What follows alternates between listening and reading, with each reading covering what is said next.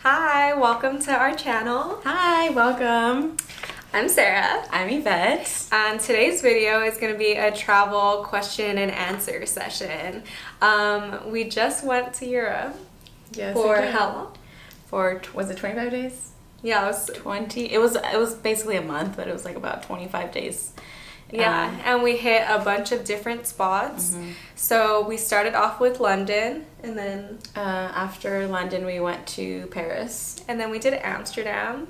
And then after Amsterdam, I'm like, we went to so many places. We went to Italy from Amsterdam. Yes, We stopped in and then Venice first. Venice, and then we went to Rome, and we took a day trip to Florence, and then we went to Spain after that. Yes, Yeah. and Madrid, and then to Barcelona, and then on our way back we actually had a nice little layover in Iceland. We were there for about 14 hours, so we got to leave the airport and check out the Blue Lagoon, and then we had to come home.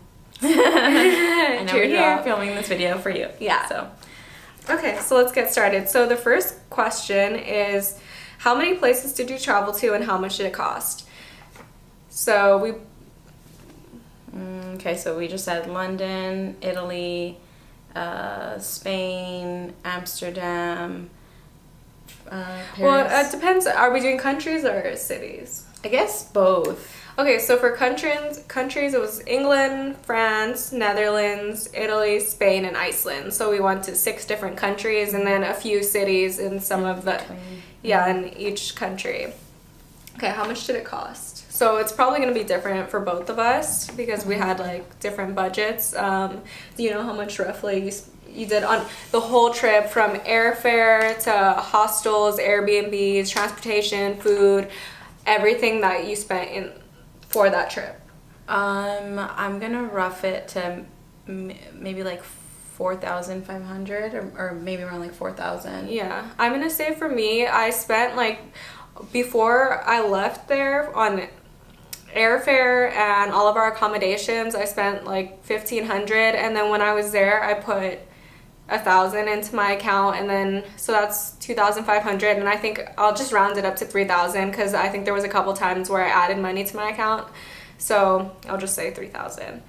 And you can do it cheaper, and you can do it way more expensive. Way more expensive. So it's more what you're comfortable with. I think with flights and accommodation, we must have spent maybe $2,000 or not. Yeah, like 15 it was like to 15. 2,000. It was like $1,500 to $2,000. So that was just on air flights, accommodation. So we did a lot of planning, which we'll talk about later. But and then I had set aside personally another $2,000 for spending money there.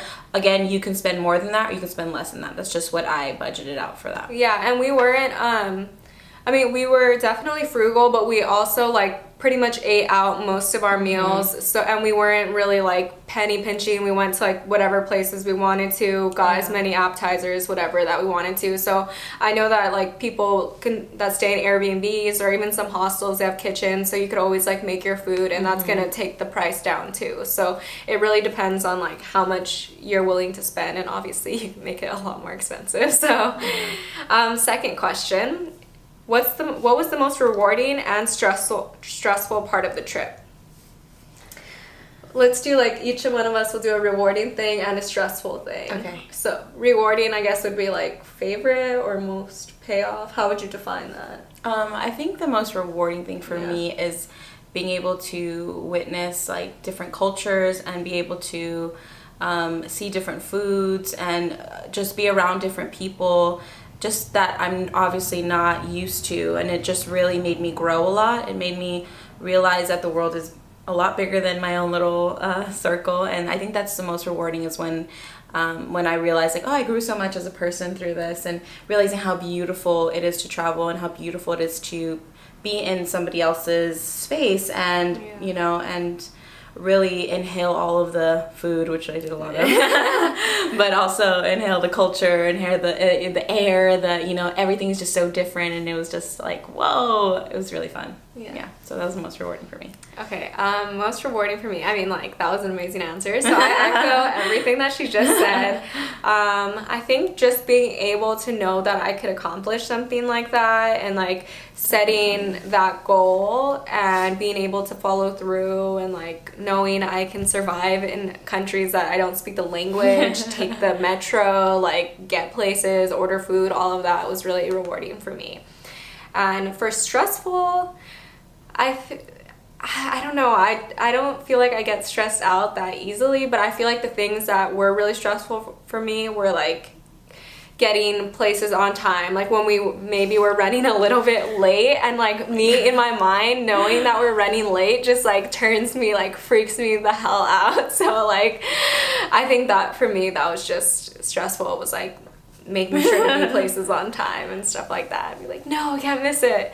Okay, and for you, stressful? Yeah, I think I definitely just want to piggyback on everything she just said. I think that a lot of the stress came from knowing that we had just like a certain amount of time in each place, and we both wanted to get and see everything as much as we can, but then we were also really, I found myself sometimes tired, like the second after being at the Coliseum all day, like the next day I just wanted to sleep, you know, but I was like, I have still so many things I want to do, so I found it stressful because I wanted to be out and doing everything, and but then also I wanted to enjoy myself as well, so I always found that balance, trying to find that balance of like, I want to go see everything, but I also want to like step back and breathe and relax and actually like, you know, just really take in the moment. So that was, I found that balance was very, very difficult for me. Also, not knowing the language for me was a little bit stressful. Thankfully we had cell phone service, so we were constantly, you know, looking up stuff, and I think we have a question on that later, so we'll talk about that more a little bit later. But also just, you know, knowing that you're in a different place, you're in a different country, and how do you navigate yourself there. So yeah, that was difficult. That's a good point about like taking care of yourself and stuff like that while you're traveling. Make a video about something like that, so stay tuned. Okay, so third question is, how long did it take to plan? So I think we bought our ticket. We bought one-way tickets there, and then we bought a separate one-way ticket back because we didn't really know where we would end up. What we were doing, really. Yeah, so I think that I stumbled across like a one-way ticket to London that was something like $250 from LAX. So that was the first thing we bought, and that was like what, in last October of 2017. In October, yeah.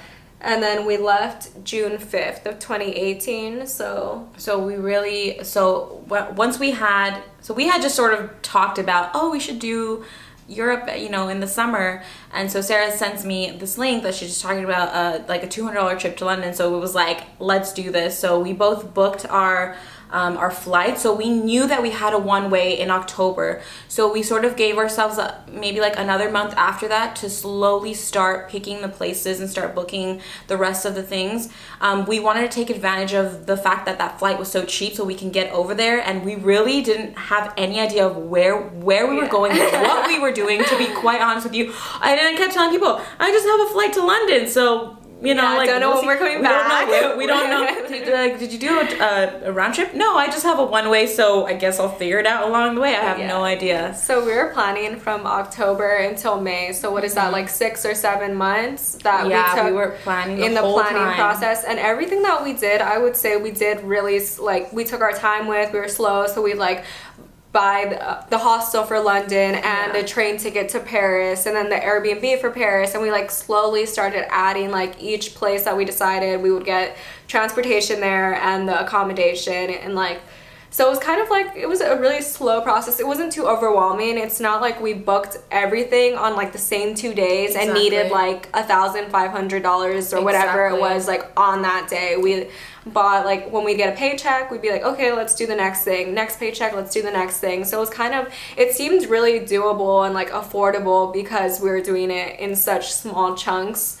And also, the first things that we did were to book our flights to places, and in Europe, the flights from one place, I don't know, from like Amsterdam to Spain or Italy, they're not that expensive either. So and it's not like we had to book it super in advance, you know, either, so that it's not like the prices went up as the time was going by. But those were the first things we did. So after we got all of the flights done, then we went back and we're like, okay, let's try to book, you know, little train rides here and there.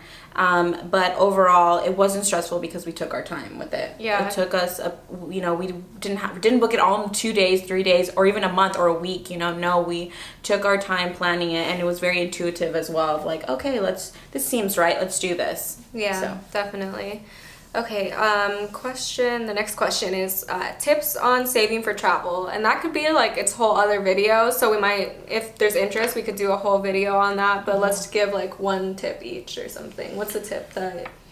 I mean, definitely, I didn't have a savings account before like maybe January. And then when I decided like I want to do this trip, I really strategically had to look at my budgeting and had to put aside a certain amount of money every single week for the traveling. I had to be very, very, because I'm very frivolous with my money. So when it comes to traveling, you have to be prepared, because I knew that I needed to save $2,000 by the time I like left. So I slowly had to start putting that. So it was maybe like $100 here, $100 there, $50 here, $50 there. For my birthday, I saved all my money. For my graduation, I saved all my money. I used all of that money towards my trip, and people knew as well. I told people for my graduation, please give me travel cards, give me money, give me, you know, anything that would help with financially for the trip. And, you know, obviously friends and family came through, and that's what worked for me. It worked out. And I went on the trip, so it worked out.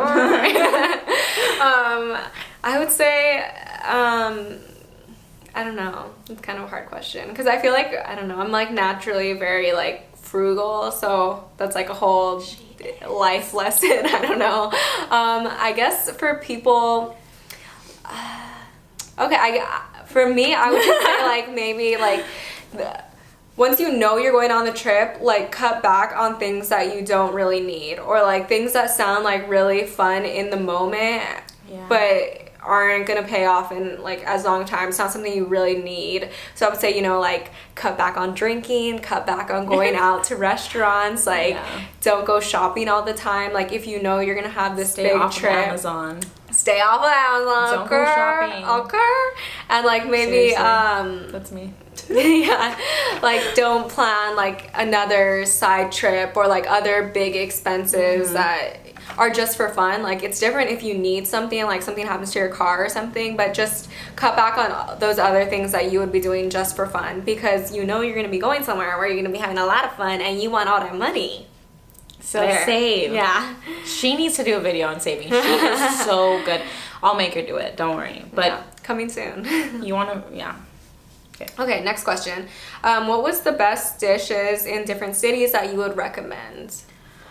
That's hard. Oh my gosh, that's such a hard question.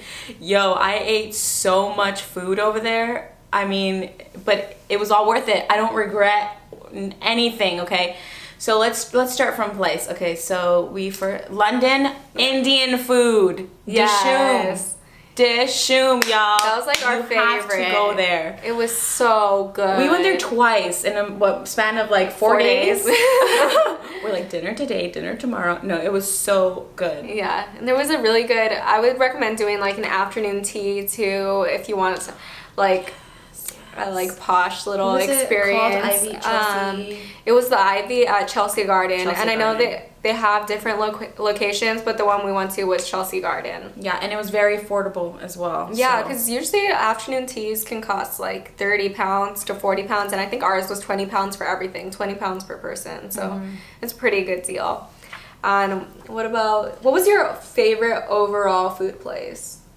Oh my gosh. A city. Oh, that's so hard. I feel like I have to go with France. I don't know. It's honestly a split tie between France and Italy, because both of the food there was just so amazing. I mean, France, the croissants, just all of their food, their cheeses, their wine, everything is just so rich and so tasty. Their desserts. But then Italy has all the pasta and the pizza, and so it's so difficult. What was your favorite dish in France? In France, oh my god, Pizza. Yeah, we went to this Italian place, and I know it sounds like counterintuitive. You're in Paris, like why would you go? You know, like you're gonna be in Italy, but I heard such good things about this pizza. It's Italian, more than just pizza, called Obermama, and they have like a few different locations, and it's like super like a hot restaurant in Paris. So I was like, okay, well, I want to check it out at least. Like whatever, we're not gonna be in Italy for like another 2 weeks. I want pizza now, and it was so freaking good. Paris has great food, so. It is hard. I also really liked Barcelona, like the tapas and all of that, like having a bunch of different little things. Oh my gosh. Was so good. I like a lot of variety, so I feel like the tapas culture like really speaks to me in that way, because I could get like one thing and a completely other different thing. And and that's something that we talked about a lot while we were over there, is that we took for granted here in the US that we have a large variety of different foods. When we were in Italy, all we could find was pizza and pasta, and rightly so, you're in Italy. But again, when we're like, oh, we want sushi or Indian food, you're not gonna find that there. I think I saw a sushi place in Italy, but I don't know, I didn't trust it.